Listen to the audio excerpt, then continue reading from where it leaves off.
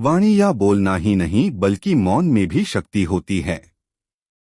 यही कारण है कि धर्मों में मौन को बहुत महत्व दिया गया है। वैज्ञानिकों द्वारा भी इस बात को माना गया है कि सेहत से मौन का गहरा संबंध है और इससे मानसिक शांति मिलती है। मौन से विचारों में एकाग्रता आती है और रचनात्मकता बढ़ती है। इसलिए जितने भी साधु संत या तपस्वी हुए, सबने मौन रहकर और ध्यान लगाकर ही संसार के गूढ़ ज्ञानों को प्राप्त किया।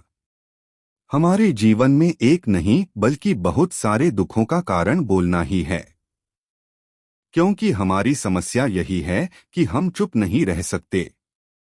हमेशा कुछ न कुछ बोलते ही रहते हैं और आपके बोलने के कारण ही आधे से ज्यादा दुख निर्मित होते हैं। परिवार में कलह क्लेश का कारण भी हमारा बोलना ही होता है। आप जितनी भूख उतना भोजन खाते हैं, जितनी जरूरत उतना कार्य करते हैं, लेकिन क्या आपने इस बारे में कभी सोचा है कि आप कितना बोलते हैं?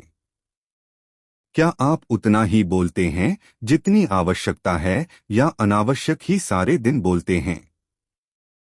इस बारे में कभी अकेले बैठकर जरूर सोचिए कि आज आपने दिन भर में कितना बोला, क्या बोला और सबसे जरूर कि क्यों बोला। इनमें से कितनी बातें जरूरी थी और कितनी अनावश्यक। सुनने सुनाने के माहौल से निकले बाहर। मनुष्य की प्रवृत्ति ऐसी है कि वह अपने मन में चल रही बातों को दूसरों को सुनाना चाहता है और दूसरा भी आपके साथ ठीक वही काम करता है। ये बातें किसी अन्य या तीसरे व्यक्ति से संबंधित हो तो सुनने सुनाने का काम और भी दिलचस्पी से होता है। आप फिर जब कभी भी बैठते हैं तो इन्हीं बातों को फिर से दोहराया जाएगा और फिर से इन्हीं बातों पर विचार करेंगे।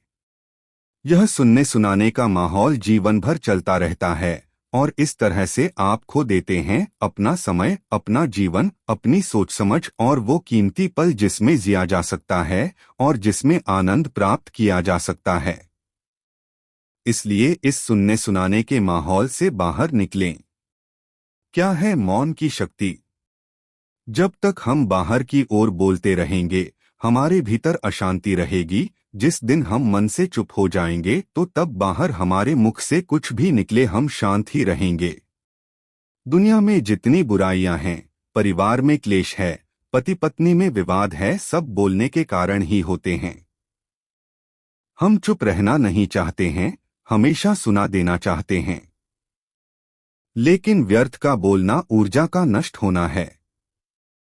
इसलिए जितने भी बुद्धत्व साधु और संत हुए वे एकांत की ओर गए, क्योंकि उन्हें अधिक बोलना न पड़े और अधिक सुनना न पड़े। महावीर ने 12 वर्ष और महात्मा बुद्ध ने 10 वर्ष मौन रहने के बाद ज्ञान प्राप्त किया। महर्षि रमण और चाणक्य भी मौन के उपासक थे। लेकिन आप इस संसार में रहकर भी एकांत रह सकते हैं। इसके लिए आपको अपनी उन ऊर्जाओं को बचाना होगा जिसे आप व्यर्थ के शब्दों में नष्ट कर देते हैं। इसलिए उतना ही बोले जितना जरूरी हो।